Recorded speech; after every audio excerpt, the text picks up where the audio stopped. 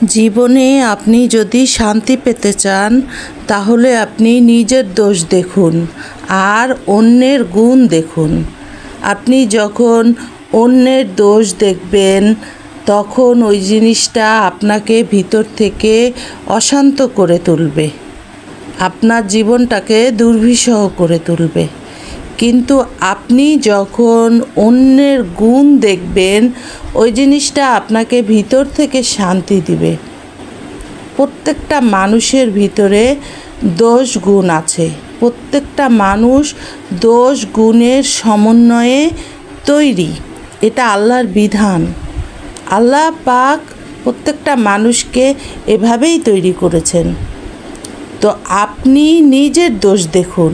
পৃথিবীতে এমন কোনো মানুষ নেই যেই মানুষটা দোষ গুণের ঊর্ধ্বে। তো আপনি নিজের দোষ দেখুন আর অন্যের গুণ দেখুন, তাহলেই একমাত্র আপনি নিজের ভিতর থেকে শান্তি পাবেন এবং আপনার চারপাশের মানুষকে আপনি শান্তি দিতে পারবেন। অন্যথায় আপনি নিজেও শান্তি পাবেন না এবং আপনার চারপাশের মানুষকে আপনি কোনো অবস্থাতেই শান্তি দিতে পারবেন না। আপনি যখন অন্যের দোষ দেখবেন ওই মানুষটাকে তখন আর আপনি সুন্দরভাবে অ্যাকসেপ্ট করতে পারবেন না এবং ধীরে ধীরে সম্পর্কগুলো তিক্ততায় পর্যবসিত হবে। তো কোনো সম্পর্ক তিক্ততায় নেওয়ার পূর্বে আপনি নিজেকে দেখুন, আপনি নিজের দোষ দেখুন।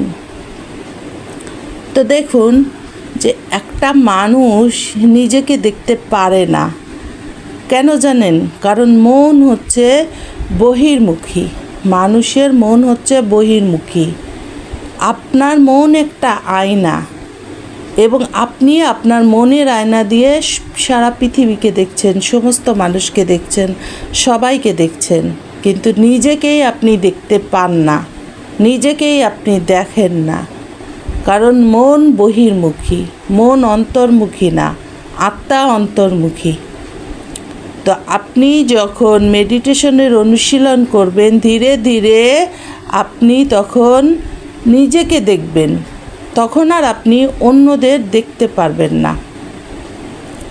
তো দেখেন যে মন হচ্ছে বহির্মুখী, মন সবাইকে দেখছে, মন সারা পৃথিবীর মানুষকে দেখছে। আপনি যখন আপনার মাথার ভিতরে হাজারটা মানুষকে বসিয়ে রাখবেন, স্থান দিয়ে রাখবেন, তখন আপনি কোনোভাবেই সচেতনভাবে বাঁচতে পারবেন না। সচেতন হওয়ার প্রশ্নই আসে না। একটা মানুষের ভিতরে যখন একাধিক মানুষের স্থান থাকে, একটা মানুষের মাথার ভিতরে, মনের ভিতরে, তখন সেই মানুষটা সচেতন হওয়ার প্রশ্নই আসে না। কোনো অবস্থাতে সেই মানুষটা সচেতন হতে পারবে না, সচেতনভাবে বাঁচতে পারবে না। সচেতন হওয়ার প্রধান এবং প্রথম শর্তই হচ্ছে আপনাকে অন্তর্মুখী হতে হবে এবং আপনার মাথার মধ্যে একজন থাকবে, আপনার মনের ভিতরে একজন থাকবে, একজন আপনি নিজে ছাড়া আর কেউ না। এই অবস্থায় যখন নিজেকে নিতে পারবেন একমাত্র তখনই সম্ভব আপনার পক্ষে সচেতন হওয়া। আদারওয়াইজ আপনার পক্ষে সচেতন হওয়া কখনোই সম্ভব হবে না। মাথার ভিতরে হাজারটা মানুষকে বসিয়ে রেখে, মনের ভিতরে হাজারটা মানুষকে বসিয়ে রেখে কখনোই সচেতন হওয়া একটা মানুষের পক্ষে সম্ভব হবে না। তো এটা অনেক বেশি সম্ভব, এটা অনেক বেশি সহজ। আপনাকে মোরাকাবার অনুশীলন করতে হবে, আপনাকে মেডিটেশনের অনুশীলন করতে হবে। যখন আপনি মেডিটেশনের অনুশীলন করতে থাকবেন তখন আপনি দেখবেন যে ধীরে ধীরে ধীরে ধীরে আপনার মনটা বহির্মুখিতার থেকে ঘুরে অন্তর্মুখী হয়ে গেছে। তখন একটা সময় আসবে যখন আপনি শুধু নিজেকেই দেখবেন, তখন আর আপনি অন্য কাউকে দেখতে পাবেন না। তো আপনি যতক্ষণ পর্যন্ত অন্যদের দেখছেন, মনের স্তরে যতক্ষণ পর্যন্ত আপনি আছেন, আপনি দেখেন একটা জিনিস মিলিয়ে, আপনি প্রত্যেকের কুৎসিত রূপটা দেখছেন, প্রত্যেকের খারাপ দিকগুলো দেখছেন, আপনি কিন্তু অন্যের ভালো দিকটা দেখছেন না। তো মন এরকমই, মানুষের মনটা এরকম, সে কখনো অন্যের ভালোর দিকটা দেখে না, ভালো দিকটা খোঁজে না। মানুষের মন সবসময় অন্যের দোষ ত্রুটিই খোঁজে। তো আপনার ভিতর থেকে আপনি বাইরের পৃথিবীটা কিভাবে দেখছেন, এটা আপনার ভিতরের স্থিতি। আপনি বাইরের পৃথিবীটাকে কিভাবে জাজ করছেন, আপনি আপনার চারপাশের মানুষজনকে কিভাবে জাজ করছেন, এটা আপনার স্থিতি। এটা অন্যের ব্যাপারে না। অন্য মানুষটা ভালো কি মন্দ এটা তার ব্যাপারে না, এটা আপনার ব্যাপারে। কারণ আপনি দেখছেন আপনার ভিতর থেকে, আপনার ভিতরটাই ডিসাইড করে দেয় আপনি আপনার সামনের মানুষটার কুৎসিত রূপ দেখবেন না সুন্দর রূপ দেখবেন। আপনার ভিতরটা যেরকম, আপনি আপনার বাইরের পৃথিবীটাকে ঠিক সেভাবেই দেখবেন।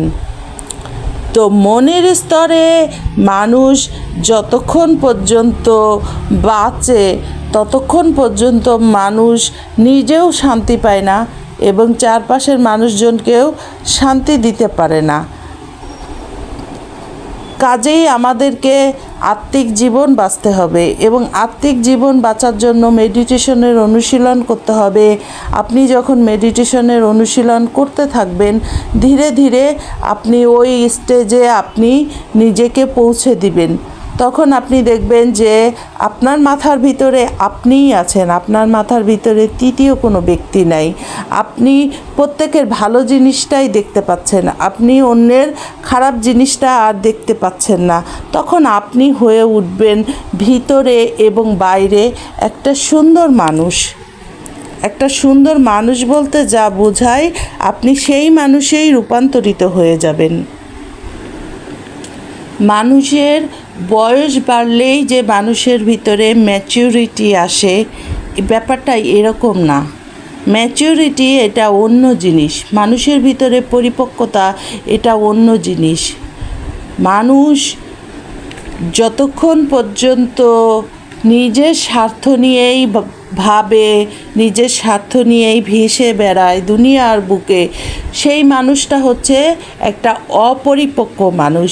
মানুষের ভিতরে ততক্ষণ পর্যন্ত পরিপক্কতা আসে না যতক্ষণ পর্যন্ত সে নিজের থেকে অন্যদের বেশি ভ্যালু দিচ্ছে, অন্যদের জীবন নিয়ে বেশি চিন্তা করছে, অন্যদের জীবনকে বেশি গুরুত্ব দিচ্ছে, যে অন্যদের স্বার্থকে বেশি বড় করে দেখছে, যে অন্যদের স্বার্থের চিন্তা করছে। একটা মানুষের ম্যাচিউরিটি স্টেজ যখন আসে, সেই মানুষটা তখন নিজের থেকে অন্যদের স্বার্থটাকে বড় করে দেখে, অন্যদের স্বার্থের চিন্তাটাকে বেশি করে অন্যদেরকে তখন বেশি প্রায়োরিটি দেয়, নিজের জীবনের একটা বড় অংশ করে তোলে তখন অন্যদের স্বার্থটাকে। একটা ইম্যাচিউরড মানুষ, যার ভিতরে ম্যাচিউরিটি আসে নাই, সেই মানুষটা হচ্ছে প্রচণ্ড স্বার্থপর টাইপের একটা মানুষ। এবং আমাদের সমাজে বলেন বা পরিবারে বলেন, একটা স্বার্থপর মানুষকে কিন্তু কেউ পছন্দ করে না। তো যার ভিতরে ম্যাচিউরিটি আসে নাই, সেই মানুষটা কি শিশুদের মতো, তার শুধু চাই, তার নিজের চিন্তাই সে করে। তখন সে আর অন্যের চিন্তা করে না, অন্যের স্বার্থকে সে বড় করে দেখে না, অন্যের চাওয়া পাওয়াকে সে মূল্যায়ন করে না।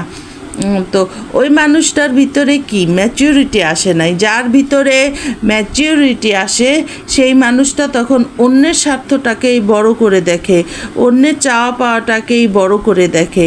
তা একটা মানুষ যখন ম্যাচিউরিটির স্টেজে পৌঁছে যায়, ওই মানুষটাকে সবাই পছন্দ করে, আপন পর কোনো তখন আর ভেদাভেদ থাকে না। ওই মানুষটা সবাইকেই, সবার চাওয়া পাওয়াকেই মূল্যায়ন করে এবং ওই মানুষটাকেই সেমভাবে সবাই পছন্দ করে, আপন পর সবাই ওই মানুষটাকে একটা উচ্চ আসনে বসিয়ে রাখে জীবনের।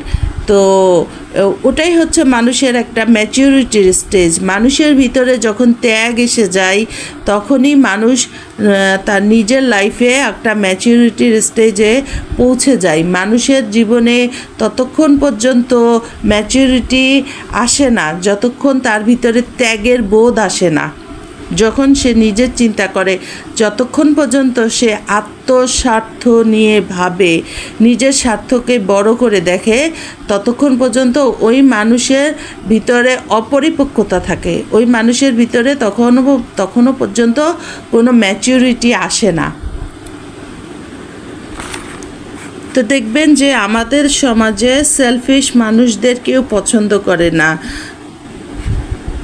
আমাদের সমাজে যারা সেলফিশ তাদের কেউই পছন্দ করে না। তারা ধনী হতে পারে, তারা স্মার্ট হতে পারে, তারা শিক্ষিত হতে পারে, কিন্তু কেউই তাদেরকে পছন্দ করে না। ফ্যামিলিতে হোক, সমাজে হোক, কেউই সেসব মানুষকে কিন্তু পছন্দ করে না। তারা অপরিপক্ক, তাদের ভিতরে পরিপক্কতা আসে নাই, যার কারণে তাদের মানসিক স্টেজ এই লেভেলে। তো যাদের পরিপক্কতা এসে যায় তারা অন্যের স্বার্থটাকেই সবসময় বড় করে দেখে।